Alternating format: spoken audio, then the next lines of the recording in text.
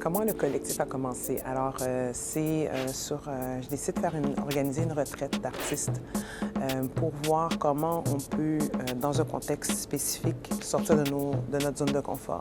Donc, j'ai organisé une retraite à l'extérieur de Montréal parce que je voulais que les artistes puissent pas avoir de distraction du quotidien, la vaisselle à faire, les courses à faire. Fait que je voulais vraiment qu'ils pensent juste à la création. Et l'objectif de ça, c'était de pas vraiment avoir de règles.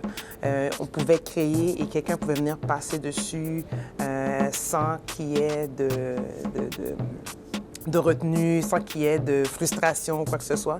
Et c'est vraiment représentatif de la vie. Souvent, quand on vit des choses dans la vie, il y a des choses qui arrivent où on n'a pas le contrôle. Et c'est ce que je voulais représenter dans cette retraite-là. Et c'est ce qui s'est passé. Là, en ce moment, on est en résidence d'artistes à l'Afro-Musée à Montréal pour le festival Afropolitain Nomade.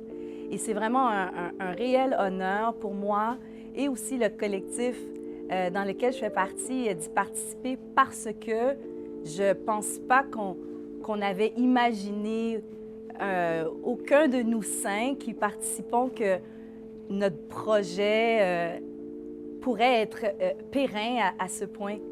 Ça a parti vraiment d'un week-end où on avait besoin de s'évader, sortir de la ville et explorer nos passions parce que la vie tous les jours nous empêchait de justement vivre le rêve. Nos passions, c'est comme une utopie, mais dans le fond, c'est ce pourquoi on est ici, c'est de vivre de nos passions et puis d'apprendre, de pousser l'enveloppe.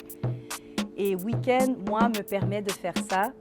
Et Afropolitain Nomade nous permet de réaliser que le rêve est même plus grand que nous. Ça va aller plus loin que même ce qu'on est capable d'imaginer pour notre parcours personnel et collectif. Donc, nous sommes 5 artistes sur une toile, non pas 10, mais une toile, pendant 31 jours, pendant le festival Afropolitain Nomade. Donc, l'œuvre est évolutive.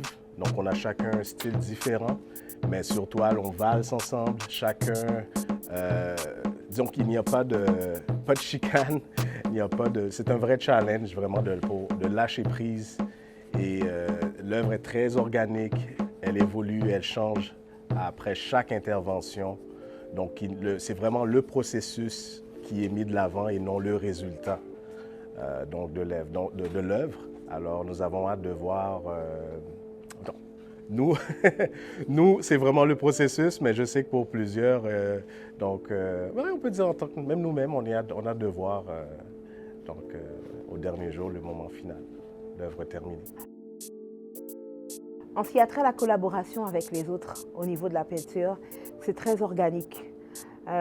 J'ai eu la chance, ou peut-être la malchance, de peindre à plusieurs reprises seule. C'est comme ça. Mais malgré la solitude, je me sentais quand même entourée. Je me sentais entourée dans la mesure où chaque trait que je voyais sur la toile me rappelait un des collaborateurs. Je reconnaissais le style, je reconnaissais aussi le mouvement de ces collaborateurs-là. Et puis tout ça mis ensemble faisait que même de la solitude, je me sentais entourée. Et aussi le fait de continuer ce qui a déjà été commencé, ça amène aussi une forme de communication. Donc, c'est quelqu'un qui commence un discours et puis toi, tu le continues et puis l'autre le continue pour arriver à la fin à une belle histoire qui est la toile qu'on va voir. Pendant la pandémie, c'est sûr que j'ai vécu un stress comme tout le monde et je continue de vivre dans le stress.